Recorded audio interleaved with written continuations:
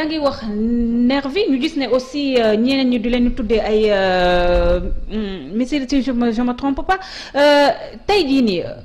militaire waaw milice c'est ça le mot milice ñu gis ne aussi milice yàgg nañ ko gis depuis le Léopold Sédar Senghor passant par Abdou Diouf Abdoulaye Wade tey jii président de la République tamit muy recourir à ça tey jii nii est-ce que lu Sénégalais bi lambda bi mën a permettre le militaire ou bien le policier mu def ko est-ce que milice boobu léegi bu ko bëggee exercer sur sa personne loolu dem ba indi li nga xam ne mooy soulèvement populaire.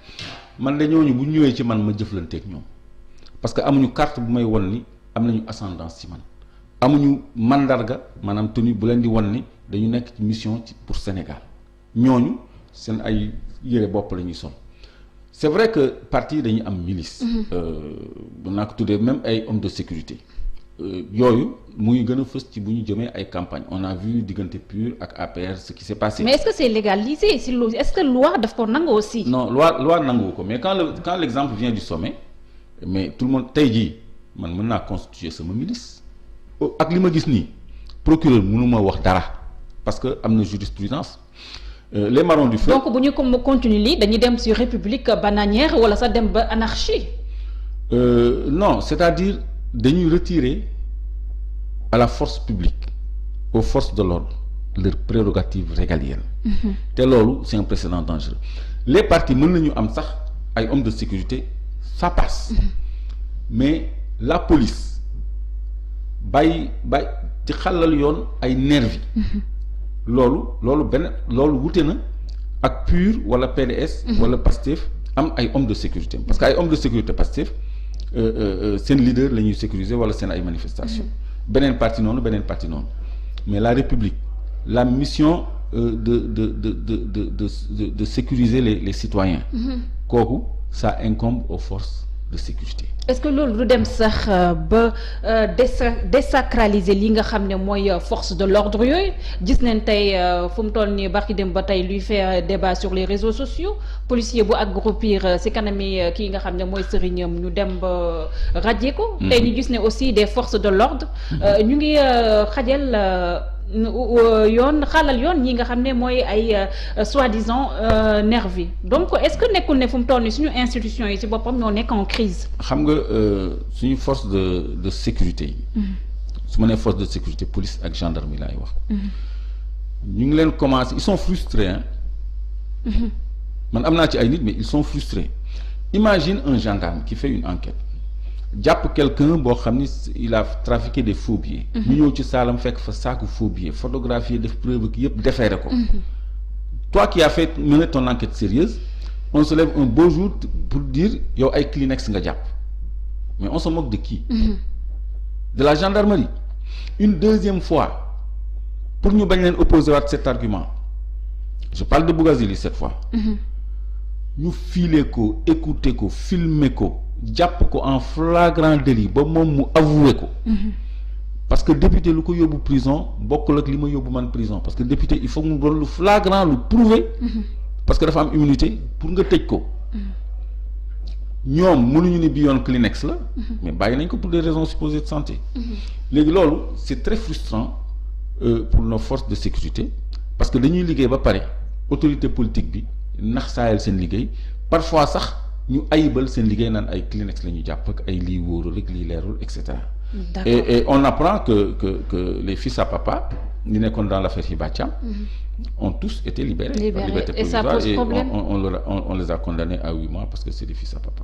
gis ngeen ci début deuxième état d'urgence bi ci deuxième supposé vague bi. deux poids deux mesures yu ñu traité les Sénégalais. benn partie ay doomu ay Famara Robert Sagna. dara fekku leen ci. donc deux poids deux mesures au moment où Assane Diouf est en train de croupir en prison. tout simplement parce qu'il a été provoqué nuitamment chez lui par des policiers mu saaga leen ñu jël jógu ba outrage à chanter ñoo ñëw këram il les a filmés il a monté toutes les images.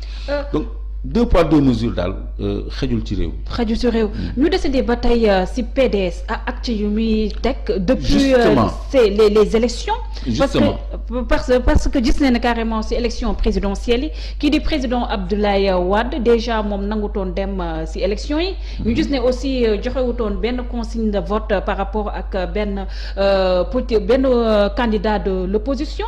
tey ñu gis ne ki mel ni Idrissa Seck rallié na kii di ci président Abdoulaye Wade tey jii est-ce que bu ñu toogee gis ku mel ni le parti démocratique sénégalais mu rejoindre kii di Macky Sall est-ce que nekk na mbir boo xam ne dina surprendre aussi population yi par rapport à ces actes yu muy posé.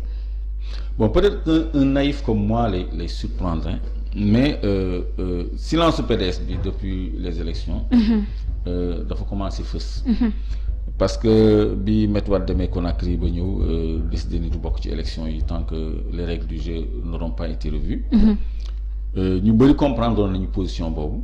mais ñu bëri aussi jàppe woon nañ ko comme un soutien tacite à Macky Sall. mais bu ñu ñëwee ba tey Macky Sall bëgg ñu noot. bëgg ñu imposer dictature. bëgg a def lu kenn xamul jël état de siège. ci loxoom jël état d'urgence ci loxoom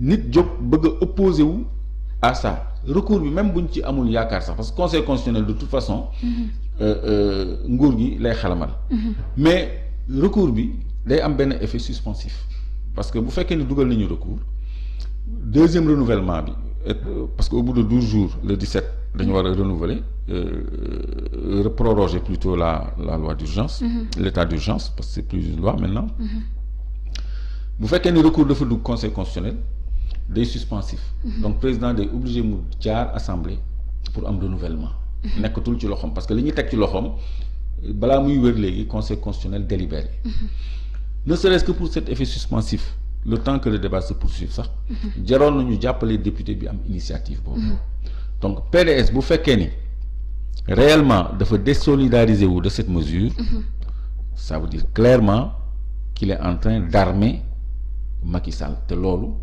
ku mel ni man de mënu ko comprendre askan bi dans leur grande majorité je pense que comme man la ñuy xalaatee man li may xalaat mooy ànduma ak Macky Sall te du ma ànd ak ku ànd ak Macky Sall jàppalewuma Macky Sall du ma jàppale kuy jàppale Macky Sall du ma ànd ak kuy jàppale Macky Sall kon askan bi tamit moom yaakaaruma mu ànd ak ku ànd ak Macky Sall léegi Macky Sall mu ngi noonu ku mu neex mu dem rejoindre ko loolu day leeral lépp rek day tax ku nekk xam fu muy teg tànkam jeu bi jeex.